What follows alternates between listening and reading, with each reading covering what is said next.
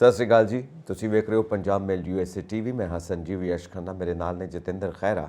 ਤੁਹਾਡਾ ਸਾਰਿਆਂ ਦਾ ਸਵਾਗਤ ਕਰਦੇ ਹਾਂ ਕਰੰਟ ਨਿਊਜ਼ ਐਂਡ ਵਿਊਜ਼ ਦੇ ਵਿੱਚ। ਸੋ ਖਹਿਰਾ ਸਾਹਿਬ, ਕੁਝ ਨਵਾਂ ਪੰਜਾਬ ਦੇ ਵਿੱਚ ਹੋ ਰਿਹਾ ਕਿਉਂਕਿ 50 ਦਿਨ ਤੇ ਹੋ ਗਏ ਨੇ ਭਗਵੰਤ ਮਾਨ ਸਾਹਿਬ ਦੀ ਸਰਕਾਰ ਨੂੰ, ਤੇ ਨਤਮਸਤਕ ਵੀ ਹੋਏ ਨੇ ਜਾ ਕੇ ਹਰਿਮੰਦਰ ਸਾਹਿਬ। ਸੋ ਕਿਸ ਤਰ੍ਹਾਂ ਦੇਖਦੇ ਹੋ ਇਸ ਘਟਨਾ ਨੂੰ?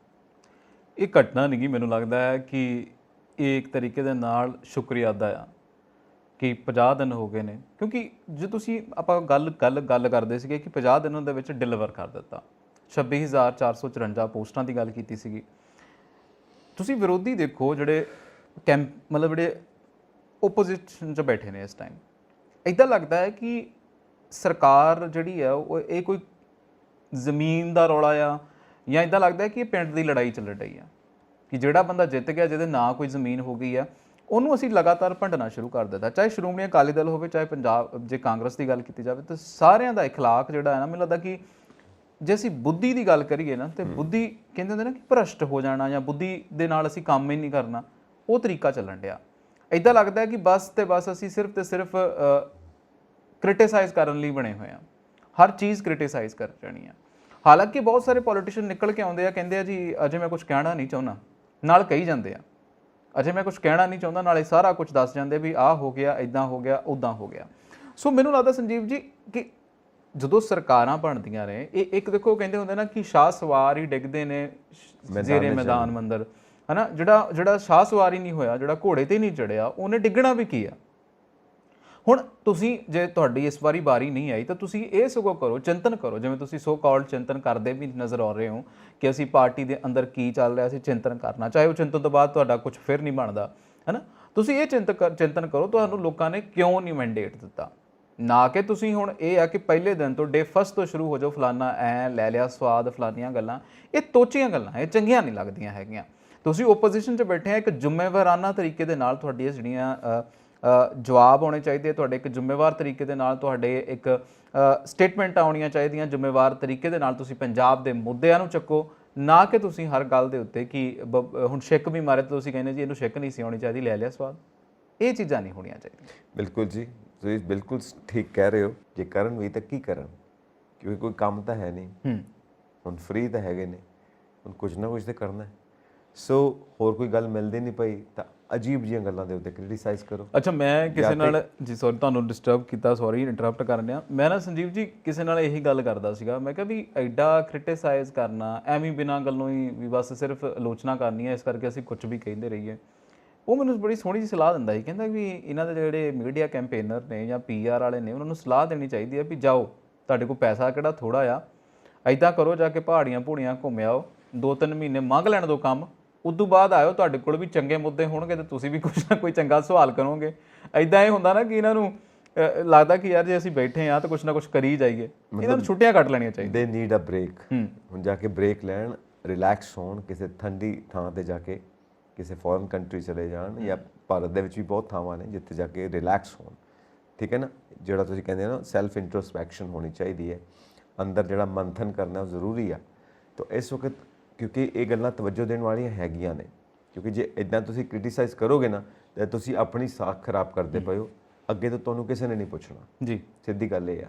ਹੁਣ ਇਸ ਵਕਤ ਤੁਸੀਂ ਸਿਆਣੇ ਬਣੋ, ਜਾ ਕੇ ਕਿਤੇ ਬੈਠੋ, ਠੰਡੇ ਦਿਮਾਗ ਨਾਲ ਸੋਚੋ ਕਿ ਜੋ ਸਾਡੇ ਨਾਲ ਵਾਪਰਿਆ, ਇਹ ਜਿਹੜਾ ਭਾਣਾ ਵਾਪਰਿਆ ਕਿਉਂ ਵਾਪਰਿਆ ਜੀ। 3 ਸੀਟਾਂ ਸ਼੍ਰੋਮਣੀ ਅਕਾਲੀ ਦਲ, 18 ਸੀਟਾਂ ਕਾਂਗਰਸ ਆਈ, ਬਾਕੀ ਕਈ ਥਾਂ 'ਤੇ ਖਾਤੇ ਨਹੀਂ ਖੁੱਲ੍ਹੇ, ਜ਼ਮਾਨਤਾਂ ਜ਼ਬਤ ਹੋ ਗਈਆਂ। ਸੋ ਇਹ ਚੀਜ਼ਾਂ ਕੀ ਨੇ, ਕਿਉਂ ਹੁੰਦੀਆਂ ਪਈਆਂ ਨੇ, ਅਤੇ ਉਹਨਾਂ ਨੇ 92 ਕਿਉਂ ਲੈ ਲਈਆਂ, ਇਹ ਵੀ ਸੋਚਣ ਵਾਲੀ ਗੱਲ ਆ। ਸੋ ਇਹ ਟੋਟਲ ਗੱਲ ਇੱਥੇ ਆਉਂਦੀ ਆ ਕਿ ਆਪਣੇ ਆਪ ਨੂੰ ਵੇਖਣ ਦੀ ਬਜਾਏ, ਆਪਣੇ ਆਪ ਨੂੰ ਸੁਧਾਰਨ ਦੀ ਬਜਾਏ ਦੂਜਿਆਂ ਦੇ ਨੁਕਸ ਕੱਢਣੇ ਸ਼ੁਰੂ ਕਰਦੇ ਹੋ, ਤਾਂ ਤੁਸੀਂ ਫਿਰ ਅੱਗੋਂ ਕਹਿ ਸਕਦੇ ਹੋ ਯਾਰ ਤੁਸੀਂ ਉਹੀ ਕੰਮ ਫੇਰ ਫੜ ਲਏ ਨੇ ਜਿੰਨਾ ਕੰਮਾਂ ਕਰਕੇ ਤੁਸੀਂ ਹਾਰੇ ਹੋ। ਤੁਹਾਨੂੰ ਨਹੀਂ ਪਤਾ ਕਿ ਤੁਸੀਂ ਕੀ ਕੰਮ ਕਰਦੇ ਰਹੇ ਹੋ, ਅਤੇ ਪਬਲਿਕ ਨੂੰ ਸਭ ਕੁਝ ਪਤਾ ਹੀ ਆ, ਤਾਂ ਹੀ ਤੁਹਾਨੂੰ ਮੈਂਡੇਟ ਨਹੀਂ ਦਿੱਤਾ। ਹੁਣ ਕੀ ਕਰੋਗੇ? ਗੱਲ ਇਹ ਆ ਕਿ ਮੁੜ ਕੇ ਪਬਲਿਕ ਦੇ ਵਿੱਚ ਉੱਦਾਂ ਹੀ ਆਉਣਾ, ਆਪਣੀ ਪਾਰਟੀ ਨੂੰ ਲੈ ਕੇ ਬਾਊਂਸ ਬੈਕ ਕਰਨਾ, ਰਿਵਾਈਵ ਕਰਨਾ ਹੁਣ ਡਿਫਿਕਲਟ ਆ, ਕਿਉਂਕਿ ਕਰਕੇ ਦਿਖਾਉਣ ਲਈ ਇਹਨਾਂ ਕੋਲ ਕੁਝ ਨਹੀਂ ਹੈ। ਇਸ ਵੇਲੇ 5 ਸਾਲ ਤਕਰੀਬਨ ਕੁਝ ਨਹੀਂ ਹੈ, ਗੱਲਾਂ ਹੀ ਰਹਿ ਗਈਆਂ ਨੇ। ਹੁਣ ਕਰਕੇ ਦਿਖਾਉਣ ਦਾ ਵੇਲਾ ਭਗਵੰਤ ਮਾਨ ਸਾਹਿਬ ਦਾ, ਇਹ ਕਰ ਗਏ ਤਾਂ ਬਹੁਤ ਵਧੀਆ। ਦੇਖੋ ਓਪੋਜੀਸ਼ਨ, ਕਿਉਂਕਿ ਲੋਕਤੰਤਰ ਆ, ਓਪੋਜੀਸ਼ਨ ਬਹੁਤ ਵੱਡਾ ਰੋਲ ਅਦਾ ਕਰਦੀ ਹੈ, ਸਟਰੋਂਗ ਹੋਣੀ ਚਾਹੀਦੀ ਆ। ਸਟਰੋਂਗ ਹੋਵੇ ਜਾਂ ਨਾ ਹੋਵੇ, ਜਦੋਂ ਤੁਸੀਂ ਓਪੋਜੀਸ਼ਨ 'ਚ ਖੜੇ ਹੋ ਨਾ, ਤੁਹਾਡੀ ਆਵਾਜ਼ ਹੀ ਬਹੁਤ ਚੰਗੀ ਆ ਜੇ ਤੁਸੀਂ ਚੰਗੇ ਮੁੱਦੇ ਚੱਕਦੇ ਹੋ, ਬਿਲਕੁਲ ਸਹੀ ਆ। ਹੈਨਾ। ਜੇ ਤੁਸੀਂ ਚੰਗੇ ਮੁੱਦੇ ਨਹੀਂ ਚੱਕਦੇ ਤਾਂ ਫਿਰ ਉਹ ਗੱਲਾਂ ਬਣਦੀਆਂ ਨਹੀਂ ਹੈਗੀਆਂ। ਹੁਣ ਆਪਾਂ ਮੋਟੀਆਂ-ਮੋਟੀਆਂ ਗੱਲਾਂ ਕਰ ਲਈਏ ਸੰਜੀਵ ਜੀ, ਆਏ ਦਿਨ ਇਹ ਕਹਿੰਦੇ ਨੇ ਕਿ ਰੇਤ ਮਾਫੀਆ ਉੱਦਾਂ ਚੱਲਦਾ, ਆਏ ਦਿਨ ਇਹ ਕਹਿੰਦੇ ਨੇ ਕਿ ਗੁੰਡਾਗਰਦੀ ਉੱਦਾਂ ਹੀ ਚੱਲਦੀ ਹੈ, ਕ੍ਰਾਈਮ, ਹਾਂ, ਤਾਂ ਆਏ ਦਿਨ ਇਹ ਕਹਿੰਦੇ ਨੇ ਕਿ ਪਾਣੀਆਂ ਦਾ ਮਸਲਾ ਭਗਵੰਤ ਮਾਨ ਤੋਂ ਹੱਲ ਨਹੀਂ ਹੋਇਆ। ਇਹ ਸਾਰੇ ਮਸਲੇ ਭਗਵੰਤ ਮਾਨ ਨੇ 2 ਮਹੀਨਿਆਂ ਦੇ ਵਿੱਚ ਸਾਰੇ ਖੜੇ ਕੀਤੇ ਸੀਗੇ। ਬਿਲਕੁਲ ਸਹੀ ਗੱਲ ਹੈ। ਹੁਣ ਤੁਸੀਂ ਦੇਖੋ, ਤੁਸੀਂ ਸਰਕਾਰਾਂ ਦੇ ਵਿੱਚ ਰਹੇ, ਤੁਸੀਂ 5 ਸਾਲ ਰਹੇ, ਤੁਹਾਨੂੰ ਤਾਂ ਆਪ ਹੀ ਫਿੱਟੇ ਮੂੰਹ ਹੋ ਕੇ ਗੱਲ ਹੀ ਨਹੀਂ ਕਰਨੀ ਚਾਹੀਦੀ। ਪਰ ਗੱਲ ਇਹ ਆ ਨਾ ਕਿ ਗੱਲ ਖੁਣੋ ਰਹੀ ਨਹੀਂ ਤੇ ਆਪ ਕਿਹੇ ਜਈ ਨਹੀਂ, ਵੀ ਅਸੀਂ ਗੱਲਾਂ ਕਰਨੀਆਂ ਤੇ ਆਪ ਸਹੀ ਕੁਝ ਨਹੀਂ ਕਰਨਾ। ਮਾਨ ਸਾਹਿਬ ਸਹੀ ਕਹਿੰਦੇ ਨੇ, ਇਹ ਜੇ ਤੁਸੀਂ ਕੰਮ ਕੀਤੇ ਹੁੰਦੇ ਤੇ ਅੱਜ ਆਹ ਦਿਨ ਨਾ ਦੇਖਣੇ ਪੈਂਦੇ। ਵਾਕਈ ਮਤਲਬ ਇਹ ਕੀਤਾ ਤੁਸੀਂ ਆ, ਭੁਗਤਦੇ ਅਸੀਂ ਪਏ ਆ। ਉਹਨੇ 50 ਦਿਨ ਦੇ ਅੰਦਰ ਜਿਹੜੀਆਂ ਵੀ ਮਾੜੀਆਂ ਗੱਲਾਂ ਤੁਸੀਂ ਕਹਿੰਦੇ ਹੋ ਆਪਣੇ ਮੂੰਹੋਂ ਕਿ ਆਹ ਨਹੀਂ ਹੋਇਆ, ਆਹ ਨਹੀਂ ਹੋਇਆ, ਇਹ ਕੀਤਾ ਕਿਨੇ ਆ? ਇਹ ਤੁਹਾਡੀਆਂ ਕਰਤੂਤਾਂ ਦਾ ਨਤੀਜਾ ਹੈ ਜਿਹੜਾ ਅਸੀਂ ਭੁਗਤਦੇ ਪਏ ਹਾਂ। ਵਾਕਈ, ਕਿਉਂਕਿ ਉਹਨਾਂ ਦੀ ਸਰਕਾਰ ਤਾਂ ਪਹਿਲੀ ਦਫਾ ਪੰਜਾਬ ਦੇ ਵਿੱਚ ਆਈ ਹੈ। ਬਿਲਕੁਲ। ਹੁਣ ਜੇ ਖਜ਼ਾਨੇ ਦੀ ਗੱਲ ਕਰੋ, 3 ਲੱਖ ਦੇ ਕਰੀਬ, 3 ਲੱਖ ਕਰੋੜ ਦੇ ਕਰੀਬ ਜਿਹੜਾ ਕਰਜ਼ਾ ਹੈ, ਹੁਣ ਇਹਦਾ ਇਲਜ਼ਾਮ ਵੀ ਭਗਵੰਤ ਮਾਨ ਸਾਹਿਬ ਤੇ ਲਗਾ ਦਿਓ, ਇਹ ਤਾਂ ਉਤਰਦਾ ਹੀ ਨਹੀਂ ਪਿਆ ਤੁਹਾਡੇ ਕੋਲੋਂ ਹੈ ਜੀ। ਇੰਨਾ ਦਾ ਤੁਹਾਨੂੰ ਵਿਆਜ ਦੇਣਾ ਪੈ ਜਾਣਾ, ਇੰਨਾ ਦਾ ਤੁਹਾਨੂੰ ਤਨਖਾਹਾਂ ਦੇਣੀਆਂ ਪੈ ਜਾਣੀਆਂ ਨੇ, ਤੁਹਾਨੂੰ ਪੈਨਸ਼ਨਸ ਦੇਣੀਆਂ ਪੈ ਜਾਣੀਆਂ, ਸਬਸਿਡੀਆਂ ਦੇਣੀਆਂ ਪੈ ਜਾਣੀਆਂ। ਮੰਨ ਲਈ ਤੁਹਾਡੀ ਗੱਲ, ਪਰ ਇਹ 3 ਲੱਖ ਕਰੋੜ ਦਾ ਕਰਜ਼ਾ ਚੜਾਇਆ ਕਿਹਨੇ ਆ? ਮਾਨ ਸਾਹਿਬ ਨੇ ਤਾਂ ਨਹੀਂ ਚੜਾਇਆ, ਉਹ ਤਾਂ ਹੁਣ ਆਏ ਨੇ। ਇਹ ਤਾਂ ਤੁਸੀਂ ਉਹਨਾਂ ਨੂੰ ਦੇ ਕੇ ਗਏ ਹੋ, ਜਿੱਦਾਂ ਕਹਿੰਦੇ ਨੇ ਕਿ ਇਤਿਹਾਸ ਹੈ ਜਿਹੜਾ ਤੁਹਾਡਾ, ਉਹ ਉਹਨਾਂ ਦੇ ਹਵਾਲੇ ਕਰਕੇ ਗਏ ਹੋ ਕਿ ਵੀ ਆਹ ਸਾਂਭੋ, ਆਹ ਕਰਕੇ ਗਏ ਆ ਤੁਹਾਡੇ ਵਾਸਤੇ। ਵਾਕਈ ਧਰੋਹਰ ਦੇ ਗਏ ਆ, ਧਰੋਹਰ ਦੇ ਗਏ ਆ, ਉਹ ਵੀ ਕਰਜ਼ਿਆਂ ਵਾਲੀ ਧਰੋਹਰ ਹੈ। ਬਿਲਕੁਲ, ਬੜੀ ਜ਼ਬਰਦਸਤ। ਹੁਣ ਮੀਤ ਹੇਅਰ ਸਾਡੇ ਸਿੱਖਿਆ ਮਿਨਿਸਟਰ ਨੇ, ਕਹਿੰਦੇ ਜੀ ਡਬਲ ਸ਼ਿਫਟਾਂ ਦੇ ਵਿੱਚ ਸਕੂਲ ਲੱਗਣੇ ਆ। ਬਿਲਕੁਲ ਸਹੀ ਆ, ਹੈਨਾ। ਮੈਨੂੰ ਪਰ ਇਹ ਸਹੀ ਗੱਲ ਨਹੀਂ ਲੱਗਦੀ। ਦੇਖੋ, ਡਬਲ ਸ਼ਿਫਟ ਦਾ ਮਤਲਬ ਸਕੂਲ ਦੇ ਵਿੱਚ ਇਕੱਲਾ ਬਈ ਪੜ੍ਹਨ ਨਹੀਂ ਜਾਂਦੇ, ਅਸੀਂ ਇਖਲਾਕ ਸਿੱਖਦੇ ਹਾਂ, ਅਸੀਂ ਜ਼ਿੰਦਗੀ ਦੀ ਬਣਤਰ ਸਿੱਖਦੇ ਹਾਂ, ਬੜੀਆਂ ਸਾਰੀਆਂ ਚੀਜ਼ਾਂ ਹੋਰ ਸਿੱਖਦੇ ਹਾਂ। ਹੁਣ ਜਿਹੜਾ ਜਵਾਕ 12 ਵਜੇ ਉੱਠ ਕੇ ਸਕੂਲ ਜਾਊਗਾ, ਆਪਣੀ ਮਾਂ ਨੂੰ ਇਹੀ ਕਹੂਗਾ ਕੋਈ ਨਾ 12 ਵਜੇ ਜਾਣਾ, ਮੈਨੂੰ ਸੌ ਲੈਣ ਦਿਓ। ਸਕੂਲ ਦਾ ਮਤਲਬ ਅਸੀਂ ਜ਼ਿੰਦਗੀ ਦੇ ਅਸੂਲ ਸਿੱਖਣੇ ਆ। ਅਸੀਂ ਬੱਚੇ ਨੂੰ ਕਹਿੰਦੇ ਆ ਬਾਈ ਸਕੂਲ ਜਾਣਾ 8 ਵਜੇ, ਤੂੰ ਇੱਦਾਂ ਕਰ 2 ਘੰਟੇ ਪਹਿਲਾਂ ਤਿਆਰ ਹੋ ਜਾ। ਉਹ 2 ਘੰਟੇ ਪਹਿਲਾਂ ਉੱਠੂਗਾ, ਬਰਸ਼ ਕਰੂਗਾ, ਬ੍ਰੇਕਫਾਸਟ ਕਰੂਗਾ, ਫਿਰ ਘੰਟਾ ਕੁ ਪਹਿਲਾਂ ਤਿਆਰ ਹੋ ਕੇ ਨਿਕਲ ਜਾਂਦਾ। ਹੁਣ ਇਖਲਾਕ ਸਿੱਖਣਾ ਹੈ, ਸਕੂਲ ਦਾ ਮਤਲਬ ਸਿਰਫ ਇਖਲਾਕ ਹੈ। ਅਸੀਂ ਜ਼ਿੰਦਗੀ ਦੇ ਦਸਤੂਰ ਸਿਖਾਉਣੇ ਆ। ਇਹ ਪਹਿਲਾ ਪ੍ਰਾਇਮਰੀ ਗਰੁੱਪ ਜਿਹਨੂੰ ਅਸੀਂ ਕਹਿੰਦੇ ਆ ਕਿ ਡਿਸਿਪਲਿਨ ਗਰੁੱਪ ਹੈ। ਹੁਣ ਜੇ 12 ਵਜੇ ਬੱਚਾ ਸਕੂਲ ਜਾਊਗਾ ਤਾਂ ਤੁਸੀਂ ਹਿਸਾਬ ਲਾ ਲਓ, ਫਿਰ ਉਹ ਸਕੂਲ ਨਹੀਂ ਰਹਿੰਦਾ। ਹਾਲਾਂਕਿ ਜਿਹੜੇ ਡਬਲ ਸ਼ਿਫਟ ਕਾਲਜਸ ਹੁੰਦੇ ਆ, ਅਸੀਂ ਉਹਨਾਂ ਨੂੰ ਹਮੇਸ਼ਾ ਅਪਰੀਸ਼ੀਏਟ ਕਰਦੇ ਹਾਂ ਕਿ ਮੇਰੇ ਵਰਗਾ ਜਿਹੜਾ ਵਿਚਾਰਾ ਕੋਈ ਕੰਮ ਧੰਦਾ ਕਰਦਾ, ਉਹ ਵੀ ਸ਼ਾਮ ਨੂੰ ਜਾ ਕੇ ਕਲਾਸ ਲਾ ਲਵੇ, ਜੋ ਪੜ੍ਹਨ ਦਾ ਸ਼ੌਂਕੀ ਆ। ਹਾਲਾਂਕਿ ਉਹ ਅਸੀਂ ਖਤਮ ਕਰ ਲਿਆ। ਹੁਣ ਅੱਜ ਕੱਲ੍ਹ ਇੱਥੇ ਈਵਨਿੰਗ ਕਾਲਜ ਮੈਨੂੰ ਲੱਗਦਾ ਨਹੀਂ ਕਿ ਸਾਡੇ ਜਲੰਧਰ ਦੇ ਵਿੱਚ ਕੋਈ ਹੋਵੇ, ਪੰਜਾਬ 'ਚ ਹੀ ਕੋਈ ਹੋਵੇ, ਕਿਉਂਕਿ ਈਵਨਿੰਗ ਕਾਲਜ ਸਾਡੇ ਇੱਥੇ ਜਲੰਧਰ ਛੋਟੀ ਲੱਗਦਾ ਹੁੰਦਾ ਸੀਗਾ, ਜਿੱਦਾਂ ਸਪੋਰਟਸ ਮਾਰਕੀਟ ਹੈ, ਉਹ ਉੱਥੇ ਬੜੇ ਸਾਰੇ ਪ੍ਰੋਫੈਸ਼ਨਲ ਸ਼ਾਮ ਨੂੰ ਪੜ੍ਹਨ ਆਉਂਦੇ ਹੁੰਦੇ ਸੀ, ਰਾਤ ਦੇ 8-9 ਵਜੇ ਤੱਕ ਕਲਾਸਾਂ ਲੱਗਦੀਆਂ ਸੀਗੀਆਂ ਤੇ ਇੱਦਾਂ ਹੀ ਗ੍ਰੈਜੂਏਸ਼ਨ ਹੋ ਜਾਂਦੇ ਸੀਗੇ ਲੋਕ। ਉਹ ਚੀਜ਼ ਜੇ ਅਸੀਂ ਖਤਮ ਕਰ ਲਈ, ਪਤਾ ਨਹੀਂ ਕਿਉਂ, ਪਰ ਅਸੀਂ ਜਵਾਕ ਕਹਿੰਦੇ ਆ ਕਿ ਹੁਣ ਅਸੀਂ ਡਬਲ ਸ਼ਿਫਟ 'ਚ ਪੜ੍ਹਾਵਾਂਗੇ। ਮੈਨੂੰ ਇਹ ਥੋੜ੍ਹੀ ਜਿਹੀ ਪਤਾ ਨਹੀਂ ਮੈਂ ਸਹੀ ਹੋਵਾਂ ਜਾਂ ਗਲਤ ਹੋਵਾਂ, ਪਰ ਮੇਰਾ ਪੁਆਇੰਟ ਆਫ ਵਿਊ ਹੈ ਕਿ ਇੱਕ ਚੰਗਾ ਇਖਲਾਕ ਸਿੱਖਣ ਦੇ ਲਈ ਸਕੂਲਾਂ ਦੇ ਵਿੱਚ ਸਵੇਰੇ ਜਾਣਾ, ਸਵੇਰੇ ਪੜ੍ਹ ਕੇ ਆਉਣਾ, ਸ਼ਾਮ ਨੂੰ ਆਪਣਾ ਕੋਈ ਸਪੋਰਟਸ ਕਰਨਾ ਬਹੁਤ ਚੰਗਾ। ਕਿਉਂਕਿ 2 ਸ਼ਿਫਟਾਂ ਇਹਨਾਂ ਨੇ ਕਿਹਾ ਜੀ, ਇੱਕ ਤਾਂ 7 ਤੋਂ 12 ਹੋਇਆ ਕਰੂਗੀ, ਫਿਰ 12:30 ਤੋਂ 5 ਹੋਇਆ ਕਰੂਗੀ, ਸਰਦੀਆਂ ਦੇ ਵਿੱਚ 7:30 ਹੋ ਜਾਇਆ ਕਰੂਗੀ, 12:30 ਹੋਊਗੀ, ਉਦਾਂ ਹੀ 12:30 ਤੋਂ 5:30 ਹੋਊਗੀ। ਸੋ ਇਹ ਮੈਨੂੰ ਲੱਗਦਾ ਜੀ, ਜੇ ਲੱਗਦਾ ਹੈ ਤੇ ਮੈਨੂੰ ਨਹੀਂ ਲੱਗਦਾ ਕਿ ਇਹ ਸਹੀ ਪ੍ਰੋਸੈਸ ਹੈ। ਦੇਖੋ, ਗੱਲ ਇਹ ਹੈ ਸਟਾਫ ਦੀ ਕਮੀ, ਦੂਜੀ ਗੱਲ ਹੋਰ ਵੀ ਕਈ ਮਜਬੂਰੀਆਂ ਨੇ। ਨਹੀਂ, ਮਜਬੂਰੀਆਂ ਜਿਹੜੀ ਉਹਨਾਂ ਨੇ ਇੱਕ ਖਬਰ ਦੇ ਵਿੱਚ ਮਜਬੂਰੀ ਦੱਸੀ ਆ, ਉਹ ਕਹਿੰਦੇ ਜੀ ਕਿ ਇਨਫਰਾਸਟ੍ਰਕਚਰ ਹੈ ਨਹੀਂ ਹੈ, ਬੜੇ ਸਾਰੇ ਕਮਰੇ ਡਿੱਗੇ ਹੋਏ ਨੇ, ਸਾਡੇ ਕੋਲੇ ਬੈਂਚਸ ਨਹੀਂ ਹੈਗੇ। ਪਰ ਸੰਜੀਵ ਜੀ, ਪਹਿਲਾਂ ਬੱਚੇ ਪੜ੍ਹਦੇ ਆ, ਜੇ ਕਹਿੰਦੇ ਹੁੰਦੇ ਨਾ ਕਿ ਜੇ ਤੁਸੀਂ ਕੁਝ ਕਰਨਾ ਆ ਤਾਂ ਇਨਫਰਾਸਟ੍ਰਕਚਰ ਵੀ ਬਣਾਇਆ ਜਾ ਸਕਦਾ। ਮੇਰੀ ਗੱਲ ਸੁਣੋ ਨਾ, ਤੁਸੀਂ ਗਲਤ ਨਹੀਂ ਹੋ, ਤੁਸੀਂ ਬਿਲਕੁਲ ਠੀਕ ਹੋ ਕਿ ਪੜ੍ਹਾਈ ਦਾ ਸਮਾਂ ਹੋਣਾ ਚਾਹੀਦਾ, ਖੇਡਣ ਦਾ ਸਮਾਂ ਹੋਣਾ ਚਾਹੀਦਾ, ਹਰ ਚੀਜ਼ ਦਾ ਇੱਕ ਸਮਾਂ ਹੋਣਾ ਚਾਹੀਦਾ। ਪਰ ਇਸ ਵਕਤ ਜੋ ਮਜਬੂਰੀ ਹੈ ਇਨਫਰਾਸਟ੍ਰਕਚਰ ਦੀ, ਠੀਕ ਹੈ, ਪਿਛਲੀਆਂ ਸਰਕਾਰਾਂ ਨੇ ਨਹੀਂ ਧਿਆਨ ਦਿੱਤਾ, ਕਮਰੇ ਡਿੱਗੇ ਹੋਏ ਨੇ ਜਾਂ ਕਮਰੇ ਪੂਰੇ ਨਹੀਂ ਹੈ, ਇਨਫਰਾਸਟ੍ਰਕਚਰ ਨਹੀਂ ਹੈ, ਇਸ ਕਰਕੇ। ਸੋ ਠੀਕ ਆ, ਜਦੋਂ ਬਣ ਜਾਊਗਾ ਫਿਰ ਉਦਾਂ ਹੀ ਸ਼ਿਫਟਾਂ ਸ਼ੁਰੂ ਹੋ ਜਾਣਗੀਆਂ। ਪਰ ਗੱਲ ਇਹ ਆ, ਕਰੋਨਾ ਤੋਂ ਬਾਅਦ ਜਦੋਂ ਲੋਕ ਆਨਲਾਈਨ ਪੜ੍ਹਦੇ ਰਹੇ ਨੇ, ਚਲੋ ਸਕੂਲ ਤਾਂ ਸ਼ੁਰੂ ਹੋਣ ਜਾ ਰਹੇ ਨੇ, ਵਾਕਈ ਇੱਕ ਇਹ ਪੋਜ਼ਿਟਿਵ ਸਾਈਨ ਆ। ਹੁਣ ਸਕੂਲ ਸ਼ੁਰੂ ਹੋਣ, ਠੀਕ ਹੈ, 1 ਸਾਲ ਦੇ ਅੰਦਰ ਪੈਸਾ ਆਊਗਾ, ਬਿਲਡਿੰਗ ਬਣਨਗੀ, ਖਜ਼ਾਨੇ ਭਰਨਗੇ, ਅਸੀਂ ਇਹ ਉਮੀਦ ਕਰ ਸਕਦੇ ਹਾਂ, ਠੀਕ ਹੈ ਨਾ। ਜਿਹੜਾ ਐਜੂਕੇਸ਼ਨ ਵਾਸਤੇ ਫੰਡ ਖਰਚਿਆ ਜਾਣਾ, ਕਮਰੇ ਬਣਨ, ਤਾਂ ਫਿਰ ਉਸ ਤੋਂ ਬਾਅਦ ਫਿਰ ਨਾਰਮਲ ਹੋ ਜਾਊਗੀ। ਪਰ ਫਿਲਹਾਲ ਕਲਾਸਾਂ ਸ਼ੁਰੂ ਹੋ ਰਹੀਆਂ ਨੇ, ਚਲੋ ਇਸ ਨੂੰ ਆਪਾਂ ਇੱਕ ਪੋਜ਼ਿਟਿਵ ਸਾਈਨ ਮੰਨ ਲੈਂਦੇ ਹਾਂ ਕਿ ਬੱਚਿਆਂ ਨੇ ਸਕੂਲ ਦਾ ਮੂੰਹ ਤਾਂ ਦੇਖਿਆ, ਸਕੂਲ ਦੇ ਅੰਦਰ ਤਾਂ ਬੜੇ ਟੀਚਰਸ ਦੇ ਕੰਟੈਕਟ ਵਿੱਚ ਤਾਂ ਆਏ, ਇਸ ਨੂੰ ਇੱਦਾਂ ਲੈ ਕੇ ਚੱਲ ਪੈਨੇ ਆਪਾਂ। ਸੋ ਕਈ ਮੁਲਕ ਐਸੇ ਨੇ ਜਿਹਦੇ ਵਿੱਚ ਸੇਮ ਬੱਚਾ ਫਰਸਟ ਸੈਸ਼ਨ ਵਿੱਚ ਵੀ ਜਾਂਦਾ, ਸੇਮ ਬੱਚਾ ਸੈਕੰਡ ਸੈਸ਼ਨ ਵਿੱਚ ਵੀ ਜਾਂਦਾ, ਉਸੇ ਹੀ ਕਲਾਸ ਦੀ ਡਬਲ ਸ਼ਿਫਟ ਲੱਗਦੀ ਹੈ, ਕਿਉਂਕਿ ਉਹ ਬੱਚਿਆਂ ਨੂੰ ਤਿਆਰ ਕਰ ਰਹੇ ਨੇ ਆਉਣ ਵਾਲੀ ਇਕਨੋਮੀ ਵਾਸਤੇ। ਉਹਨਾਂ ਨੂੰ ਇਕਨੋਮੀ ਇਦਾਂ ਦੀ ਸਟਰੋਂਗ ਚਾਹੀਦੀ ਆ ਮਾਰਕੀਟ ਦੇ ਮੁਤਾਬਿਕ, ਔਰ ਬੱਚਿਆਂ ਨੂੰ ਉੱਦਾਂ ਤਿਆਰ ਕੀਤਾ ਜਾਂਦਾ ਹੈ। ਸਵੇਰੇ ਸਬਜੈਕਟ ਹੋਰ, ਸ਼ਾਮੀ ਸਬਜੈਕਟ ਹੋਰ। ਕਈ ਸਕੂਲ ਐਸੇ ਨੇ। ਮੈਂ ਦੇਖਿਆ, ਮੈਂ ਸਪੇਨ ਦਾ ਸਿਸਟਮ ਤੁਹਾਨੂੰ ਦੱਸਦਾ, ਸਪੇਨ ਫਿਨਲੈਂਡ ਦਾ ਸਿਸਟਮ ਦੱਸਦਾ। ਉੱਥੇ ਇਦਾਂ ਹੁੰਦੀ ਹੈ ਕਿ ਬੱਚਾ ਸਵੇਰੇ ਪੜ੍ਹ ਕੇ ਆ ਜਾਂਦਾ ਸਕੂਲ, 11-12 ਵਜੇ ਤੱਕ ਸਕੂਲ ਲੱਗਿਆ, ਸ਼ਾਮ ਨੂੰ ਫਿਰ ਉਹਦੀ ਸਪੋਰਟਸ ਕਲਾਸਾਂ ਹੁੰਦੀਆਂ ਜਾਂ ਵੋਕੇਸ਼ਨਲ ਟ੍ਰੇਨਿੰਗ ਕੋਈ ਹੋ ਜਾਂਦੀ ਹੈ। ਸਾਡਾ ਸਿਸਟਮ ਸੰਜੀਵ ਜੀ ਥੋੜਾ ਜਿਹਾ ਡਿਫਰੈਂਟ ਹੈ, ਥੋੜਾ ਕਿ ਬਹੁਤ ਹੀ ਡਿਫਰੈਂਟ ਹੈ, ਟੋਟਲ ਡਿਫਰੈਂਟ ਹੈ।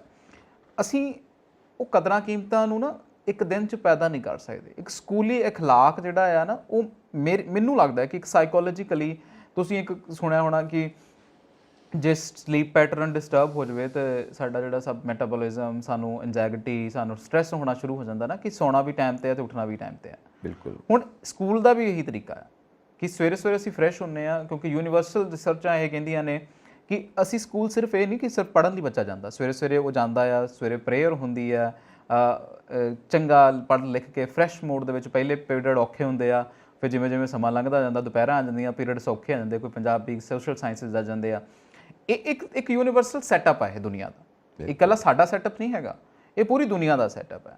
ਇਸ ਸੈਟਅਪ ਨੂੰ ਜੇ ਅਸੀਂ ਈਵਨਿੰਗ ਸਟ੍ਰੈਚ 'ਚ ਲੈ ਕੇ ਜਾਵਾਂਗੇ ਤਾਂ ਬਹੁਤ ਟਫ ਹੋ ਜਾਂਦਾ। ਛੋਟੇ ਬੱਚੇ ਅਕਸਰ ਸਕੂਲਾਂ 12 ਵਜੇ ਉਹਨਾਂ ਨੂੰ ਸੁਸਤੀ ਪੈਣੀ ਸ਼ੁਰੂ ਹੋ ਜਾਂਦੀ ਆ ਕਿ ਸੌਂਦੇ ਆ ਘਰਾਂ ਦੇ ਵਿੱਚ। ਪ੍ਰਾਇਮਰੀ ਸਕੂਲ ਦੀ ਗੱਲ ਕਰ ਲਈਏ, ਸੀਨੀਅਰ ਦੀ, ਹਾਲਾਂਕਿ ਜੇ ਅਸੀਂ ਸੀਨੀਅਰ ਸਕੂਲ ਦੀ ਗੱਲ ਕਰੀਏ ਤਾਂ ਉੱਥੇ ਇੱਦਾਂ ਦਾ ਜਿਹੜਾ ਇੱਕ ਕਹਿੰਦੇ ਆ ਕਿ ਸ਼ਿਫਟ ਵਾਈਜ਼ ਲੱਗਣਾ, ਉੱਥੇ ਲੱਗ ਸਕਦਾ ਨਾ। ਮੈਨੂੰ ਲੱਗਦਾ ਪ੍ਰਾਇਮਰੀ ਤੇ ਨਾ ਹੀ ਮਿਡਲ ਤੇ ਇਹ ਸੂਟੇਬਲ ਆ, ਚਾਹੇ ਤੁਹਾਡੇ ਕੋਲ ਇਨਫਰਾਸਟ੍ਰਕਚਰ ਹੋਵੇ ਚਾਹੇ ਨਾ ਹੋਵੇ। ਬੱਚੇ ਛੋਟੇ ਨੇ, ਛੋਟੀ ਉਮਰ ਹੈ, ਔਰ ਇਹ ਛੋਟੀ ਉਮਰ ਦੇ ਵਿੱਚ ਤੁਸੀਂ ਸਿੱਖਦੇ ਆ ਅਰਲੀ ਏਜਸ ਜਿਹੜੀਆਂ ਹੁੰਦੀਆਂ ਨਾ, ਜਿਹਨੂੰ ਅਸੀਂ ਕਹਿੰਦੇ ਆ, ਉਹਦੇ ਵਿੱਚ ਤੁਸੀਂ ਬਹੁਤ ਕੁਝ ਸਿੱਖਦੇ ਆ। ਨਾਲੇ ਬਾਡੀ ਦੀ ਰਿਕੁਆਇਰਮੈਂਟ ਆ ਬਾਡੀ। ਛੋਟਾ ਜਿਹਾ ਬੱਚਾ ਹੈ, ਉਹਦੇ ਸਰੀਰ ਨੂੰ ਹੋਰ ਰਿਕੁਆਇਰਮੈਂਟ ਹੈ, ਨੀਂਦ ਜ਼ਿਆਦਾ ਆਉਂਦੀ ਹੈ। ਉੱਤੇ ਬੱਚੇ ਹੁਣ ਜੇ ਸ਼ਾਮ ਦੀ ਸ਼ਿਫਟ 'ਚ, ਦੁਪਹਿਰ ਤੋਂ ਬਾਅਦ ਦੀ ਸ਼ਿਫਟ 'ਚ ਬੈਠੇ ਹੋਣ, ਉੱਤੇ ਸੌਂ ਹੀ ਜਾਣ ਤੇ ਉਹ ਪੜ੍ਹਾਈ ਨਹੀਂ ਹੋਣੀ ਹੈਗੀ। ਸੋ ਦੇਖੋ ਕੀ ਹੁੰਦਾ। ਵੈਸੇ ਗੱਲ ਇਹ ਹੈ ਕਿ ਜੋ ਇਸ ਵਕਤ ਸਮੱਸਿਆ ਹੈ ਸਾਹਮਣੇ, ਉਹਨੂੰ ਨਜਿੱਠਣ ਦਾ ਜਿਹੜਾ ਤਰੀਕਾ ਕੱਢਿਆ ਠੀਕ ਆ, ਕਿਸੇ ਹੱਦ ਤੱਕ ਠੀਕ ਹੈ, ਬਟ ਇਹ ਲੌਂਗ ਰਨ ਨਹੀਂ ਕਿ ਹਮੇਸ਼ਾ ਵਾਸਤੇ ਇਦਾਂ ਹੀ ਚੱਲਣਾ ਚਾਹੀਦਾ। ਜੇ ਥੋੜੇ ਸਮੇਂ ਲਈ, ਚਾਹੇ 6 ਮਹੀਨੇ ਲਈ ਹੈ, ਚਾਹੇ ਸਾਲ ਲਈ, ਫਿਰ ਉਸ ਤੋਂ ਬਾਅਦ ਸ਼ਿਫਟ ਹੋ ਜਾਣਾ ਚਾਹੀਦਾ। ਉਸ ਤੋਂ ਬਾਅਦ ਸ਼ਿਫਟ ਹੋਣਾ ਚਾਹੀਦਾ। ਬਿਲਕੁਲ ਉਹੀ ਚੀਜ਼ ਹੈ ਕਿ ਸਵੇਰੇ ਦਾ ਟਾਈਮ ਸਟੱਡੀਜ਼ ਦਾ, ਫਿਰ ਸਪੋਰਟਸ ਦਾ। ਦੂਜੀ ਗੱਲ ਇਹ ਹੈ ਕਿ ਪੈਟਰਨ ਚੇਂਜ ਹੋਣਾ ਚਾਹੀਦਾ ਕਿ ਸਾਡੇ ਸਕੂਲਾਂ ਦੇ ਵਿੱਚ ਨਾ, ਐਜੂਕੇਸ਼ਨ ਸਿਸਟਮ ਦੇ ਵਿੱਚ ਅਸੀਂ ਵੀ ਜਦੋਂ ਪੜ੍ਹਦੇ ਰਹੇ ਹਾਂ ਤਾਂ ਕਈ ਚੀਜ਼ਾਂ ਐਸੀਆਂ ਨੇ ਜੋ ਅਨਨੈਸੈਸਰੀ ਨੇ, ਜੋ ਸਿਲੇਬਸ ਦਾ ਹਿੱਸਾ ਨਹੀਂ ਹੋਣੀਆਂ ਚਾਹੀਦੀਆਂ। ਇੱਕ ਤਰ੍ਹਾਂ ਨਾਲ ਬੋਝ ਰਹਿੰਦਾ ਮਨ ਦੇ ਉੱਤੇ, ਕਈ ਚੀਜ਼ਾਂ ਦਾ, ਕਈ ਸਬਜੈਕਟਸ ਦਾ, ਕਈ ਚੈਪਟਰਸ ਦਾ। ਮਤਲਬ ਇਹ ਹੈ ਕਿ ਬੱਚੇ ਦਾ ਇੰਟਰਸਟ ਦੇਖੋ, ਉਹਨੂੰ ਉਹਦੇ ਇੰਟਰਸਟ ਦੇ ਮੁਤਾਬਿਕ ਪੜ੍ਹਾਓ। ਕੁਝ ਚੀਜ਼ਾਂ ਐਸੀਆਂ ਕੰਪਲਸਰੀ ਕੀਤੀਆਂ ਹੋਈਆਂ ਕਿ ਪੜ੍ਹਨੀਆਂ ਜ਼ਰੂਰੀ ਨੇ, ਉਹਦਾ ਜੀ ਨਹੀਂ ਕਰਦਾ, ਉਹ ਨਹੀਂ ਪੜ੍ਹ ਸਕਦਾ।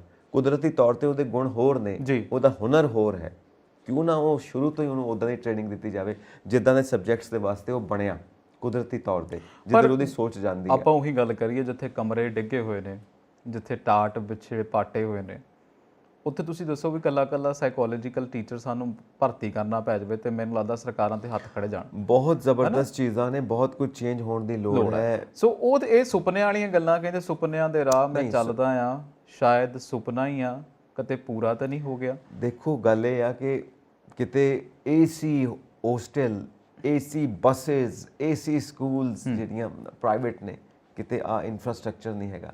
ਟੋਟਲ ਇਹ ਹੈ ਨਾ ਕਿ ਐਜੂਕੇਸ਼ਨ ਤਾਂ ਸਟੇਟ ਨੂੰ ਚਾਹੀਦੀ ਆ, ਔਰ ਜਿਸ ਦੇਸ਼ ਦੇ ਵਿੱਚ ਲੋਕਤੰਤਰ ਹੈ, ਉਹਦੀ ਨੀਂਹ ਜਿਹੜੀ ਹੁੰਦੀ ਹੈ, ਉਹਦੀ ਜੋ ਬੇਸ ਆ, ਦੈਟ ਇਜ਼ ਐਜੂਕੇਸ਼ਨ। ਲੋਕਤੰਤਰ ਹਮੇਸ਼ਾ ਐਜੂਕੇਸ਼ਨ ਦੇ ਬੇਸ ਤੇ ਚੱਲੇਗਾ, ਕਿਉਂਕਿ ਲੋਕ ਜ਼ਿਆਦਾ ਅੱਛੇ ਪੜ੍ਹੇ ਲਿਖੇ ਹੋਣਗੇ, ਜਾਗਰੂਕ ਹੋਣਗੇ, ਐਕਟਿਵ ਸਿਟੀਜ਼ਨ ਬਣਨਗੇ, ਅਦਰਵਾਈਜ਼ ਨੋ ਚਾਂਸ। ਸੋ ਐਜੂਕੇਸ਼ਨ ਵੱਲ ਖਾਸ ਧਿਆਨ ਦੇਣਾ ਪਏਗਾ, ਔਰ ਮਾਨ ਸਾਹਿਬ ਨੂੰ ਇਹ ਵੀ ਕਰਨਾ ਪਏਗਾ ਕਿ ਸਿਲੇਬਸ ਚੇਂਜ ਕਰਨੇ ਪੈਣਗੇ, ਕਿਉਂਕਿ ਸਿਲੇਬਸ ਇੰਟਰਸਟ ਦੇ ਮੁਤਾਬਿਕ ਹਰ ਬੱਚੇ ਨੂੰ ਜੋ ਹੈ ਪੂਰੀ ਤਰ੍ਹਾਂ ਨਾਲ ਉਸਨੂੰ ਸਰਬਪੱਖੀ ਵਿਕਾਸ ਉਹਦਾ ਹੋਣਾ ਚਾਹੀਦਾ ਹੈ, ਪਰ ਉਹਦਾ ਇੰਟਰਸਟ ਦੇਖਦੇ ਹੋਏ ਕਿ ਉਹ ਕਿਸ ਸਬਜੈਕਟ 'ਚ ਜ਼ਿਆਦਾ ਇੰਟਰਸਟਿਡ ਆ।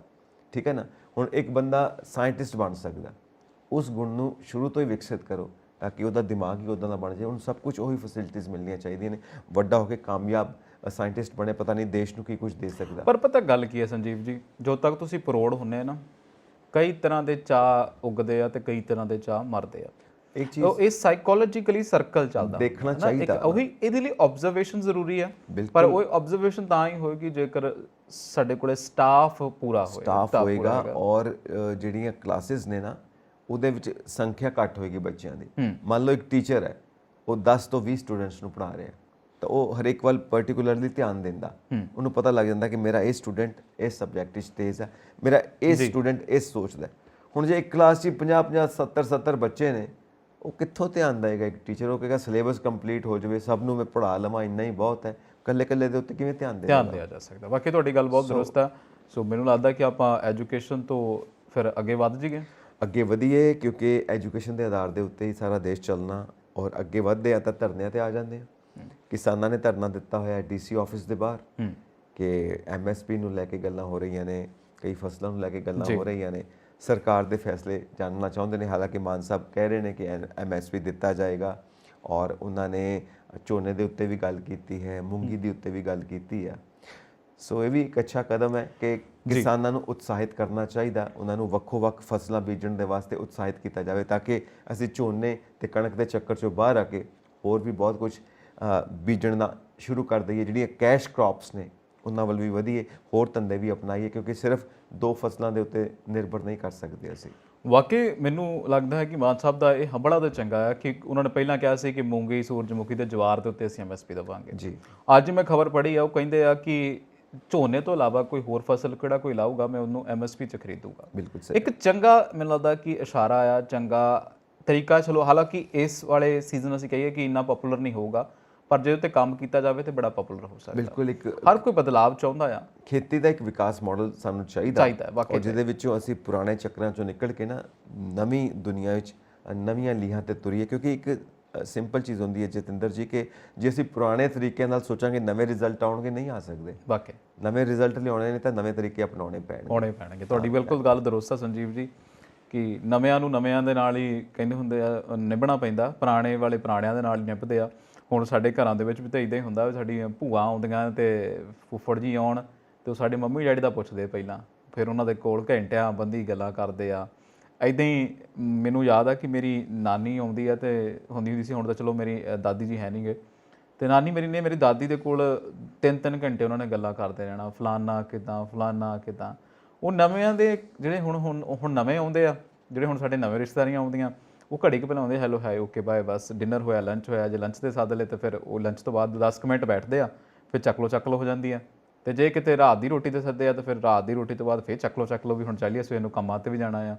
ਇਹ ਸੀਜ਼ਨ ਹੋ ਗਿਆ। ਤੇ ਜਿਹੜੇ ਸਾਡੇ ਪੁਰਾਣੇ ਆ ਉਹ ਬੜੇ ਇਖਲਾਕ, ਮੈਨੂੰ ਬੜਾ ਪਸੰਦ ਆ। ਉਹ ਬੜੀ ਨੇਹ ਦੇ ਨਾਲ, ਮਤਲਬ ਪੁਰਾਣਿਆਂ ਦੇ ਨਾਲ ਪੁਰਾਣੇ ਨਿਭਣ ਵਾਲਾ ਹਿਸਾਬ ਆ। ਸੋ ਇਹੀ ਗੱਲ ਤੁਹਾਡਾ ਸਿਸਟਮ ਦੇ ਵਿੱਚ ਵੀ ਆ ਕਿ ਨਵੀਆਂ ਸੋਚਾਂ ਨਾਲ ਨੂੰ ਨਵਿਆਂ ਦੇ ਨਾਲ ਨਿਭਣਾ ਪੈਂਦਾ, ਪੁਰਾਣਿਆਂ ਨੂੰ ਪੁਰਾਣਿਆਂ ਦੇ ਨਾਲ। ਬਿਲਕੁਲ, ਹਰ ਚੀਜ਼ ਦੇਖਣੀ ਪਏਗੀ। ਮਤਲਬ ਤੁਸੀਂ ਜਿੱਥੇ ਕੰਮ ਕਰਦੇ ਹੋ ਨਾ, ਯੂ ਸ਼ੁੱਡ ਬੀ ਅ ਸਪੌਂਜ। ਜਿੱਦਾਂ ਸਪੌਂਜ ਸਭ ਕੁਝ ਆਪਣੇ ਅੰਦਰ ਐਬਜ਼ੌਰਬ ਕਰ ਲੈਂਦਾ, ਉਸ ਤਰ੍ਹਾਂ ਹੀ ਤੁਸੀਂ ਮਾਹੌਲ ਨੂੰ ਆਪਣੇ ਅੰਦਰ ਐਬਜ਼ੌਰਬ ਕਰੋ, ਤਾਂ ਉਹਦੇ ਨਾਲ ਤੁਹਾਡਾ ਐਕਸਪੀਰੀਅੰਸ ਵਧੇਗਾ। ਕਈ ਵਾਰ ਕਈ ਲੋਕ ਕਹਿਣਗੇ ਕਿ ਮੈਂ 5 ਸਾਲ ਉੱਥੇ ਕੰਮ ਕੀਤਾ, ਓਕੇ, ਪਰ ਗੱਲ ਕੀ ਹੁੰਦੀ ਕਿ 1 ਸਾਲ ਉਹਨੇ ਕੰਮ ਕੀਤਾ, ਬਾਕੀ 4 ਸਾਲ ਉਸੇ ਗੱਲ ਨੂੰ ਰਿਪੀਟ ਕੀਤਾ। ਇਹਦਾ ਮਤਲਬ ਉਹ 5 ਸਾਲ ਦਾ ਐਕਸਪੀਰੀਅੰਸ ਨਹੀਂ ਆ, ਉਹ 1 ਸਾਲ ਦਾ ਐਕਸਪੀਰੀਅੰਸ ਹੈ। ਤੁਸੀਂ ਉਹ 4 ਸਾਲ ਉਹੀ ਚੀਜ਼ਾਂ ਰਿਪੀਟ ਕਰਦੇ ਰਹੇ ਹੋ, ਹਾਲਾਂਕਿ ਤੁਹਾਨੂੰ ਨਵੀਂ ਚੀਜ਼ ਸਿੱਖਣੀ ਚਾਹੀਦੀ ਸੀ। So you have wasted 4 years. So ਇਸ ਤਰ੍ਹਾਂ ਦੀਆਂ ਜਿਹੜੀਆਂ ਸੋਚਾਂ ਨੇ ਨਾ ਮੈਨੇਜਮੈਂਟ ਦੀਆਂ, ਜਦੋਂ ਤੱਕ ਇਹ ਚੀਜ਼ਾਂ ਅਸੀਂ ਨਹੀਂ ਅਪਲਾਈ ਕਰਾਂਗੇ, ਇੱਕ ਨਵਾਂ ਰੂਪਰੇਖਾ ਨਹੀਂ ਤਿਆਰ ਕਰਾਂਗੇ, ਨਵਾਂ ਮਾਡਲ ਨਹੀਂ ਤਿਆਰ ਕਰਾਂਗੇ, ਉਦੋਂ ਤੱਕ ਨਵੇਂ ਬਦਲਾਅ ਜੋ ਅਸੀਂ ਬਦਲਦੀ ਦੁਨੀਆ ਦੇ ਮੁਤਾਬਿਕ ਆਪਣੇ ਸਟੂਡੈਂਟਸ ਨੂੰ ਤਿਆਰ ਕਰਨਾ ਆਪਾਂ ਨਹੀਂ ਕਰ ਸਕਦੇ। ਸੋ ਇਹ ਚੀਜ਼ਾਂ ਜ਼ਰੂਰੀ ਨੇ। ਜਿੱਥੇ ਇਨਫਰਾਸਟ੍ਰਕਚਰ ਚਾਹੀਦਾ ਉੱਥੇ ਸਿਲੇਬਸ ਨੂੰ ਵੀ ਇੱਕ ਨਵਾਂ ਰੂਪ ਦੇਣਾ ਪੈਣਾ। ਇੱਥੇ ਆ ਨਹੀਂ ਕਿ ਸਾਡੀ ਇਹ ਚੀਜ਼ ਆਉਣੀ ਚਾਹੀਦੀ ਹੈ, ਇਹ ਨਹੀਂ ਕਿ ਸਾਡੀ ਇਹ ਚੀਜ਼ ਕੰਪਲਸਰੀ ਹੋਣੀ ਚਾਹੀਦੀ। ਨੋ, ਜੋ ਸਮੇਂ ਦੀ ਜ਼ਰੂਰਤ ਹੈ ਉਸ ਦੇ ਮੁਤਾਬਿਕ ਚੇਂਜ ਕਰੋ। ਸੰਸਕਾਰ ਵੀ ਆਉਣੇ ਚਾਹੀਦੇ ਨੇ, ਸਾਇੰਸ ਵੀ ਆਉਣੀ ਚਾਹੀਦੀ ਆ, ਕਲਾ ਵੀ ਆਉਣੀ ਚਾਹੀਦੀ ਆ, ਸੰਪੂਰਨ ਵਿਕਾਸ ਵੀ ਹੋਣਾ ਚਾਹੀਦਾ ਹੈ, ਫੰਕਸ਼ਨਲ ਨੌਲੇਜ ਵੀ ਹੋਣੀ ਚਾਹੀਦੀ ਹੈ, ਸਕਿੱਲ ਡਿਵੈਲਪਮੈਂਟ ਵੀ ਹੋਣੀ ਚਾਹੀਦੀ ਹੈ।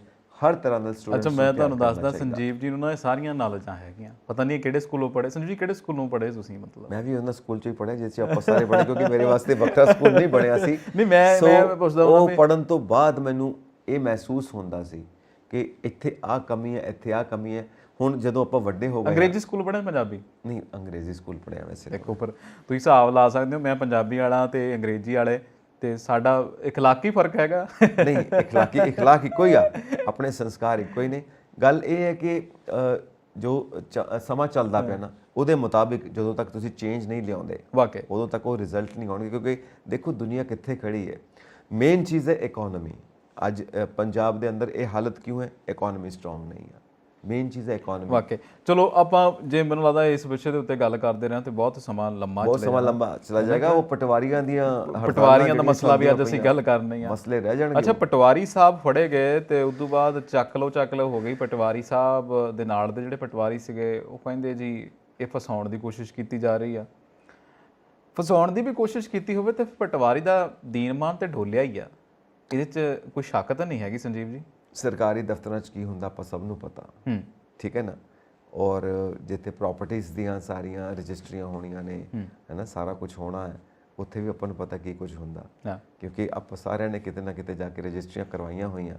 ਅੰਡਰ ਦਾ ਟੇਬਲ ਕੀ ਕੁਝ ਚੱਲਦਾ, ਔਰ ਦੋਵੇਂ ਧਿਰਾਂ ਆਪਸ 'ਚ ਮਿਲ ਕੇ ਕੀ ਕੁਝ ਡੀਲਸ ਕਰਦੀਆਂ, ਕਿੰਨੇ ਦੀ ਪ੍ਰਾਪਰਟੀ ਹੁੰਦੀ ਹੈ ਤੇ ਕਿੰਨੇ ਦੀ ਰਜਿਸਟਰੀ ਹੁੰਦੀ ਹੈ, ਉਹ ਵੀ ਆਪਾਂ ਨੂੰ ਪਤਾ। ਇਹਦਾ ਹੱਲ ਕੀ ਹੋਊਗਾ? ਇਹਦਾ ਹੱਲ ਤੇ ਇਹੀ ਆ ਕਿ ਬੇਈਮਾਨੀ ਛੱਡ ਦਿਓ, ਹੋਰ ਕੀ ਇਹਦਾ ਹੱਲ ਤਾਂ ਕੁਝ ਵੀ ਨਹੀਂ। ਹੁਣ ਆਪਾਂ ਪਟਵਾਰੀਆਂ ਵਾਲੇ ਮੁੱਦੇ ਤੇ ਆ ਜਾਈਏ ਨਾ, ਵੀ ਅਗਲੇ ਕਹਿੰਦੇ ਆ ਵੀ ਬੰਦੇ ਨੂੰ ਤੁਸੀਂ ਦੁਬਾਰਾ ਬਹਾਲ ਕਰ ਦਿਓ, ਨਹੀਂ ਤਾਂ ਅਸੀਂ ਫਿਰ ਲੰਬੀਆਂ ਹੜਤਾਲਾਂ ਤੇ ਚਲੇ ਜਾਣਾ। ਕਿਉਂਕਿ ਕੱਲ ਨੂੰ ਉਹਨਾਂ ਵਿੱਚੋਂ ਵੀ ਕੋਈ ਫਸ ਸਕਦਾ, ਕਿਉਂਕਿ ਜਿਹਨੂੰ ਆਪਾਂ ਕਹਿੰਦੇ ਨਾ ਇਹ ਹਮਾਮ ਦੇ ਵਿੱਚ ਸਾਰੇ ਨੰਗੇ ਨੇ, ਤਾਂ ਜੇ ਅੱਜ ਉਹ ਫਸਿਆ ਉਹਦਾ ਸਾਥ ਨਹੀਂ ਦੇਣਗੇ ਤੇ ਕੱਲ ਨੂੰ ਜਿਹੜਾ ਦੂਜਾ ਫਸੂਗਾ ਉਹਦਾ ਸਾਥ ਫਿਰ ਕੌਣ ਦਊਗਾ? ਕਿਉਂਕਿ ਸਭ ਨੂੰ ਪਤਾ ਕਿ ਅਸੀਂ ਆਪਸ 'ਚ ਕੀ ਕਰਦੇ ਹਾਂ। ਭੰਡਾ ਭਟੂਰੀਆ ਕਿੰਨਾ ਕੁ ਭਾਰ, ਇੱਕ ਮੁੱਠੀ ਚੱਕ ਲਓ ਦੂਜੀ ਤਿਆਰ ਵਾਲਾ ਹਿਸਾਬ ਆ। ਤੇ ਇਹ ਜਿਵੇਂ ਆਪਾਂ ਕਹਿੰਦੇ ਆ ਨਾ ਕਿ ਚੋਰ ਚੋਰ ਮੁਸੇਰੇ ਭਾਈ, ਇੱਕ ਕਹਾਵਤ ਬਣੀ ਹੋਈ ਹੈ। ਆਪਾਂ ਹੋਰ ਕਿਸੇ ਨੂੰ ਚੋਰ ਨਹੀਂ ਕਹਿ ਰਹੇ, ਬਿਲਕੁਲ ਵੀ ਨਹੀਂ ਕਹਿ ਰਹੇ, ਆਪਾਂ ਕਹਾਵਤ ਬੋਲ ਰਹੇ ਹਾਂ। ਸੋ ਜਦੋਂ ਇੱਕ ਦੂਜੇ ਦਾ ਪਤਾ ਕਿ ਤੂੰ ਵੀ ਉਹੀ ਕੁਝ ਕਰਦਾ, ਮੈਂ ਵੀ ਇਹੀ ਕੁਝ ਕਰਦਾ, ਜੇ ਤੂੰ ਫਸ ਗਿਆ ਤੇ ਮੈਂ ਤੇਰਾ ਸਾਥ ਨਹੀਂ ਦੇਵਾਂਗਾ, ਤੇ ਕੱਲ ਨੂੰ ਜਦੋਂ ਮੈਂ ਫਸੂੰਗਾ ਤੇ ਫਿਰ ਤੂੰ ਵੀ ਮੇਰਾ ਸਾਥ ਨਹੀਂ। ਅੱਛਾ ਸੰਜੀਵ ਜੀ, ਇਦਾਂ ਨਹੀਂ ਹੋ ਸਕਦਾ ਕਿ ਚਲੋ ਪਤਾ ਕੀਤਾ ਜਾਵੇ, ਜੁਡੀਸ਼ਰੀ ਇਨਕੁਆਇਰੀ ਦੀ ਮੰਗ ਉਹ ਕਰ ਲੈਣ? ਮੈਨੂੰ ਇਹ ਇਦਾਂ ਇਨਕੁਆਇਰੀ ਦੀ ਤੇ ਕੋਈ ਮੰਗ ਨਹੀਂ ਹੋਣ ਡਈ, ਆਹ ਸਿੱਧਾ ਜਾ ਕੇ ਕਹਿਣ ਡੇ ਆ ਜੀ ਬਹਾਲ ਕਰ ਦਿਓ, ਫਸਾਇਆ ਗਿਆ ਆ। ਬਈ ਜੇ ਫਸਾਇਆ ਗਿਆ ਤੇ ਇਨਕੁਆਇਰੀ ਮੰਗੋ, ਤੁਸੀਂ ਸੀਬੀਆਈ ਇਨਕੁਆਇਰੀ ਮੰਗੋ, ਜਾਂ ਫਿਰ ਕੋਈ ਹੋਰ ਸਪੈਸ਼ਲ ਐਸਆਈਟੀ ਬਣਵਾ ਕੇ ਉਹਦੇ ਤੇ ਇਨਕੁਆਇਰੀ ਮੰਗੋ, ਫਿਰ ਉਹ ਸਾਰੇ ਰਾਜ਼ ਖੁੱਲ ਸਕਦੇ ਨੇ ਨਾ। ਸੋ ਗੱਲ ਇਹੀ ਆ ਕਿ ਵਾਕਈ ਇਨਕੁਆਇਰੀ ਮੰਗਣੀ ਚਾਹੀਦੀ। ਸਾਨੂੰ ਵੀ ਲੱਗਦਾ ਹੈ ਕਿ ਜੇ ਦੁੱਧ ਦਾ ਦੁੱਧ ਤੇ ਪਾਣੀ ਦਾ ਪਾਣੀ ਹੋ ਜਾਵੇ, ਜਾਂ ਤਾਂ ਫਿਰ ਕਹਿ ਲਓ ਕਿ ਉਹਨਾਂ ਨੂੰ ਯਕੀਨ ਨਹੀਂ ਕਿਸੇ ਤੇ, ਜਾਂ ਇਹ ਕਹਿ ਲਓ ਕਿ ਵਾਕਈ ਜੋ ਅਸੀਂ ਗੱਲ ਕਰ ਰਹੇ ਹਾਂ ਕਿ ਸਿਸਟਮ ਹੀ ਇਦਾਂ ਚੱਲਦੇ ਆ, ਸ਼ਾਇਦ ਇਸ ਕਰਕੇ ਉਹਨਾਂ ਨੂੰ ਥੋੜ੍ਹਾ ਜਿਹਾ ਲੱਗਦਾ ਹੋਵੇ ਕਿ ਸਿਸਟਮ ਖਰਾਬ ਆ, ਤੇ ਇਸ ਸਿਸਟਮ ਖਰਾਬ ਦੇ ਵਿੱਚ ਗੱਲ ਇਹ ਹੈ ਨਾ ਖੈਰਾ ਸਾਹਿਬ, ਇੱਕ ਤਾਂ ਹੁੰਦੀ ਹੈ ਨਾ ਜਿਹੜੀ ਗੱਲ ਉੱਪਰੋਂ ਦਿਖਾਈ ਦਿੰਦੀ ਹੈ, ਇੱਕ ਗੱਲ ਹੁੰਦੀ ਬੜੀ ਡੂੰਘੀ, ਬੜੀ ਗਹਿਰੀ। ਇੱਕ ਟਰਮ ਯੂਜ਼ ਕਰਦੇ ਨੇ ਐਕਸਪਰਟ, ਇੱਕ ਤਾਂ ਕਹਿੰਦੇ ਨੇ ਕਿ ਇੱਕ ਸਟੇਟ ਚੱਲਦੀ ਆ, ਸਟੇਟ ਕਿੱਦਾਂ ਕੰਮ ਕਰਦੀ ਹੈ। ਇੱਕ ਹੁੰਦੀ ਡੀਪ ਸਟੇਟ, ਕਿ ਐਕਚੁਅਲ ਕੰਮ ਕਿੱਦਾਂ ਹੁੰਦੇ ਨੇ, ਜਿਹੜੇ ਕਿਸੇ ਨੂੰ ਪਤਾ ਨਹੀਂ ਹੁੰਦੇ, ਪਬਲਿਕ ਨੂੰ ਨਹੀਂ ਪਤਾ ਹੁੰਦਾ ਕਿ ਅੰਦਰ ਖਾਤੇ ਕਿਹੜੇ ਝੋਲ ਮੋਲ ਚੱਲਦੇ ਪਏ ਨੇ। ਉਹ ਜਿਹੜੇ ਝੋਲ ਮੋਲ ਨੇ ਨਾ, that is deep state. Okay, ਉਹ ਡੀਪ ਸਟੇਟ ਦੇ ਬਾਰੇ ਹਾਲਾਂਕਿ ਮਾਨ ਸਾਹਿਬ ਦੇ ਜਿਹੜੇ ਮਿਨਿਸਟਰਸ ਨਵੇਂ ਨੇ ਉਹਨਾਂ ਨੂੰ ਵੀ ਨਹੀਂ ਪਤਾ, ਉਹਨਾਂ ਨੂੰ ਵੀ ਦੇਖਣਾ ਪਏਗਾ ਕਿ ਜਿਹੜੀਆਂ ਖੇਡਾਂ ਅੰਦਰ ਦੀਆਂ ਚੱਲਦੀਆਂ ਨੇ, ਵੱਡੀਆਂ ਵੱਡੀਆਂ ਖੇਡਾਂ, ਜਿਹੜੇ ਘਾਗ ਬੈਠੇ ਹੋਏ ਨੇ, ਇਹ ਹਿੱਸੇ ਤੈਅ ਨੇ। ਜੇ ਪਟਵਾਰੀ ਵੀ ਕੁਝ ਗੜਬੜ ਕਰਦੇ ਨੇ ਤਾਂ ਇਹ ਥੋੜਾ ਕਿ ਸਾਰਾ ਕੁਝ ਆਪਣੇ ਘਰ ਲੈ ਜਾਂਦੇ ਨੇ, ਉੱਪਰ ਤੋਂ ਥੱਲੇ ਤੱਕ ਸਾਰੇ ਹਿੱਸੇ ਤੈਅ ਹੋਣਗੇ, ਪੱਕੀ ਗੱਲ ਹੈ। ਹੁਣ ਪਿੱਛੇ ਜੇ ਉਹ ਇੱਕ ਲੇਡੀ ਨਹੀਂ ਫੜੀ ਗਈ ਸੀ, ਉਹ ਵੀ ਸ਼ਾਇਦ ਰਜਿਸਟਰੀ ਦਾ ਕੇਸ ਸੀਗਾ, ਜਿਹੜਾ ਸ਼ੁਰੂ 'ਚ ਜਦੋਂ WhatsApp ਨੰਬਰ ਦੇ ਉੱਤੇ ਜਾਣਾ ਸ਼ੁਰੂ ਹੋਇਆ ਹੈ। ਨਹੀਂ, ਇੱਕ ਤਾਂ ਜਲੰਧਰ ਤੋਂ ਜਿਹੜਾ ਇੱਥੋਂ DC ਆਫਿਸ ਤੋਂ ਫੜ ਹੋਏ ਸੀਗੇ, ਉਹ ਪਰ ਉਹ ਨੌਕਰੀ ਦਿਵਾਉਣਾ ਸੀ, ਨੌਕਰੀ ਦਿਵਾਉਣ ਵਾਸਤੇ। ਹੁਣ ਜੇ ਨੌਕਰੀ ਦਿਵਾਉਣ ਵਾਸਤੇ ਵੀ ਲੱਖਾਂ ਰੁਪਏ ਦੀ ਰਿਸ਼ਵਤ ਦੀ ਗੱਲ ਹੋ ਰਹੀ ਆ, ਔਰ ਉਸ ਲੇਡੀ ਦੇ ਉੱਤੇ ਸ਼ੀ ਇਜ਼ ਪ੍ਰੈਗਨੈਂਟ, ਔਰ ਉਹਨਾਂ ਉੱਤੇ ਕੇਸ ਦਾਇਰ ਹੋ ਚੁੱਕਾ, FIR ਦਾਇਰ ਹੋ ਚੁੱਕੀ ਆ, ਤਾਂ ਇੱਧਰ ਵੀ ਇਹ ਹੋ ਸਕਦਾ ਕਿ ਲੱਖਾਂ ਹਜ਼ਾਰਾਂ ਚੱਲਦੇ ਹੋਣ। ਅੱਛਾ, ਅੱਜ ਫਿਰ ਲੱਖਾਂ ਹਜ਼ਾਰਾਂ ਤੋਂ ਗੱਲ ਯਾਦ ਆ ਗਈ ਹੈ ਕਿ ਪੰਜਾਬ ਦੇ 50 ਕੁ ਪੁਲਿਸ ਵਾਲੇ ਗਏ ਸੀਗੇ ਦਿੱਲੀ, ਤੇ ਤਜਿੰਦਰ ਪੱਗਾ ਨੂੰ ਉੱਥੋਂ ਫੜ ਕੇ ਲਿਆਏ ਆ ਜੀ। ਉਹਨਾਂ ਦੇ ਉੱਤੇ FIR ਵੀ ਦਰਜ ਹੋ ਗਈ ਹੈ ਕਿ ਕਿਡਨੈਪਿੰਗ ਦੀ ਗੱਲ ਕੀਤੀ ਜਾ ਰਹੀ ਆ। ਇਹ FIR ਕਿਤੇ ਦਰਜ ਹੋਈ ਹੈ? ਪੰਜਾਬ ਪੁਲਿਸ ਤੇ ਉਹਨਾਂ ਨੇ FIR ਕਰਤੀ ਹੈ, ਦਿੱਲੀ ਪੁਲਿਸ ਨੇ ਕਿਡਨੈਪ ਕਰ ਲਿਆ। ਦੇਖੋ ਕਿੱਦਾਂ ਦੀ ਕਿਡਨੈਪਿੰਗ ਹੈ ਇਹ। 50 ਗਏ ਆ, ਖਬਰਾਂ ਵੀ ਨਸ਼ਰ ਹੋ ਗਈਆਂ, ਪਤਾ ਵੀ ਬੰਦਾ ਕਿੱਥੇ ਬੈਠਾ, ਕਿਉਂ ਬੈਠਾ, ਤੇ ਫਿਰ ਵੀ ਕਿਡਨੈਪਿੰਗ ਆ। ਪਤਾ ਨਹੀਂ ਕੀ ਕੁਝ ਹੋ ਰਿਹਾ, ਇਹ ਕਿਡਨੈਪਿੰਗ ਕਿੱਦਾਂ ਦੀ ਹੈ, ਕੀ ਕੁਝ ਹੋਣਾ ਹੈ, ਕੁਝ ਨਹੀਂ ਪਤਾ ਲੱਗਦਾ। ਮੈਂ ਉਹੀ ਕਹਿ ਰਿਹਾ ਵੀ ਕਿਤੇ ਨਾ ਕਿਤੇ ਇਹ ਪੋਲਿਟਿਕਸ ਨਹੀਂ, ਇਹ ਕਿਤੇ ਨਾ ਕਿਤੇ ਬਦਲੇ ਦੀ ਪੋਲਿਟਿਕਸ ਹੈ। ਇਹਦੇ ਉੱਤੇ ਗੱਲ ਅਸੀਂ ਕਰਾਂਗੇ ਕਿਉਂਕਿ ਹੁਣ ਸਾਡੇ ਕੋਲ ਸਮਾਂ ਨਹੀਂ ਹੋ ਗਿਆ। ਬਸ ਉਹੀ ਮੈਂ ਗੱਲ ਕਹਿ ਰਿਹਾ ਨਾ ਕਿ ਇੱਕ ਸਟੇਟ ਚੱਲਦੀ, ਇੱਕ ਡੀਪ ਸਟੇਟ ਹੈ, ਗਹਿਰੀ ਸਟੇਟ। ਉੱਤੇ ਗਹਿਰਾਈ 'ਚ ਕੀ ਹੁੰਦਾ ਪਿਆ, ਉਹ ਚੀਜ਼ਾਂ ਥੋੜ੍ਹੀਆਂ ਬਾਹਰ ਆਉਂਦੀਆਂ ਨੇ, ਔਰ ਫਿਰ ਆਪਾਂ ਹੈਰਾਨ ਹੁੰਦੇ ਹਾਂ, ਯਾਰ ਆਹ ਕੀ ਹੋ ਗਿਆ, ਆਹ ਕੀ ਹੋ ਗਿਆ। ਵਾਕਈ ਚਲੋ ਹੈਰਾਨ ਹੋਣ ਦੀ ਕੋਈ ਗੱਲ ਨਹੀਂ ਹੈਗੀ ਦੁਨੀਆ ਦੇ ਵਿੱਚ ਜਿੱਥੇ ਵੀ ਕਿਤੇ ਪੋਲਿਟਿਕਸ ਹੈ, ਕਿਉਂਕਿ ਸਾਨੂੰ ਲੱਗਦਾ ਨਹੀਂ ਸੀ ਕਿ ਆਹ ਵਾਲੇ ਦਿਨਾਂ ਦੇ ਵਿੱਚ ਵੀ ਆਹ ਮਾਡਰਨ ਤਰੀਕੇ ਦੇ ਵਿੱਚ ਵੀ ਐਡਾ ਖੁੱਲ੍ਹ ਕੇ ਯੁੱਧ ਹੋ ਸਕਦਾ, ਤੇ ਯੁੱਧ ਹੋ ਗਿਆ ਰਸ਼ੀਆ ਤੇ ਯੂਕਰੇਨ ਦਾ। ਬਿਲਕੁਲ ਇੱਦਾਂ ਹੀ ਬਹੁਤ ਸਾਰੀਆਂ ਹੋਰ ਚੀਜ਼ਾਂ ਵੀ ਹੋ ਸਕਦੀਆਂ। ਸੋ ਤੁਸੀਂ ਦੇਖਦੇ ਰਹੋ ਪੰਜਾਬ ਮੇਲ USA TV, ਅਸੀਂ ਲਗਾਤਾਰ ਤਬਸਰਾ ਕਰਦੇ ਰਹਾਂਗੇ ਤਾਜ਼ੀਆਂ ਖਬਰਾਂ ਦਾ। ਸਤਿ ਸ਼੍ਰੀ ਅਕਾਲ। ਸਤਿ ਸ਼੍ਰੀ ਅਕਾਲ ਜੀ।